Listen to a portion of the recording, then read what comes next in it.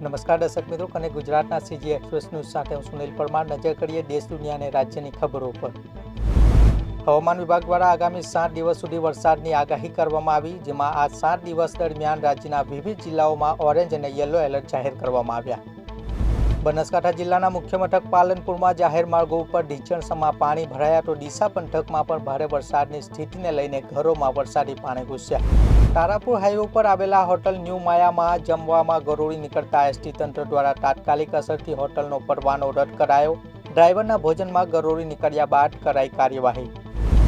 આજથી અમરનાથ યાત્રાનો આરંભ થયો. ગઈકાલે 2 જુલાઈના રોજ અમરનાથ માટે પહેલો સમૂહ રવાના થયો હતો અને આજે ગુરુવારે 3 જુલાઈના રોજ કડક સુરક્ષા વચ્ચે જમ્મુ બેઝ કેમ્પથી ભક્તોનો બીજો સમૂહ બાબા અમરનાથ યાત્રા માટે રવાના થયો. આજે વર્ષ સંસદનું ચોમાસું સત્ર 21 જુલાઈથી 21 ઓગસ્ટ સુધી યોજાશે. રાષ્ટ્રપતિ દ્રૌપદી મુર્મુએ સંસદના ચોમાસું સત્ર યોજવાની મંજૂરી આપી. રાજસ્થાનના અજમેરમાં ગઈકાલે મેઘરાજ મહેરબાન થતા પૂરની સ્થિતિનું નિર્માણ થયું. શહેરના નીચાણવાળા વિસ્તારો પાણીમાં ડૂબી ગયા. રસ્તાઓ નદીમાં ફેરવાઈ ગયા તો વાહન વ્યવહાર ઠપ થયો, જેના પગલે જનજીવન ખોરવાયું. હિમાચલ પ્રદેશ, ઉત્તરાખંડ, મધ્યપ્રદેશ, ઉત્તર પ્રદેશના કેટલાક વિસ્તારોમાં પૂર જેવી સ્થિતિ. હિમાચલમાં છેલ્લા 3 દિવસમાં 11 સ્થળે વાદળ ફાટવાની ઘટના બની. ઉત્તરાખંડમાં ઘણી જગ્યાએ ભૂસ્ખલન થયું. પહાડો પરથી કાટમાળ રસ્તા ઉપર પડ્યો. કેન્દ્ર સરકારે નવી ગાઈડલાઈન જાહેર કરી, જેના હેઠળ એપ આધારિત ટેક્સી કંપનીઓ હવે પીક અવર્સ દરમિયાન બેઝ ભાડું બમણું વસૂલ કરી શકશે. પ્રધાનમંત્રી નરેન્દ્ર મોદી 30 વર્ષ પછી ઘાનાની મુલાકાત લેનારા પ્રથમ ભારતીય વડાપ્રધાન બન્યા. રાષ્ટ્રપતિ મહામાએ એરપોર્ટ પર તેમનું ઉષ્માભર્યું સ્વાગત કર્યું.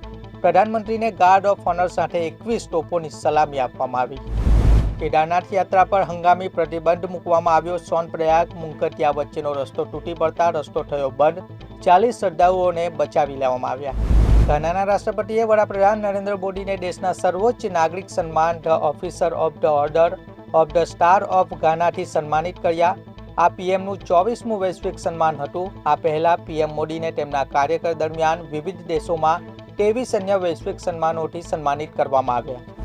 રામટેરી ગંગા મેલી ફિલ્મના એક્ટ્રેસ મંદાકિનીના પિતા જોસેફનું અવસાન. બોલિવૂડમાં ઘેરા શોકની લાગણી વ્યાપી હતી.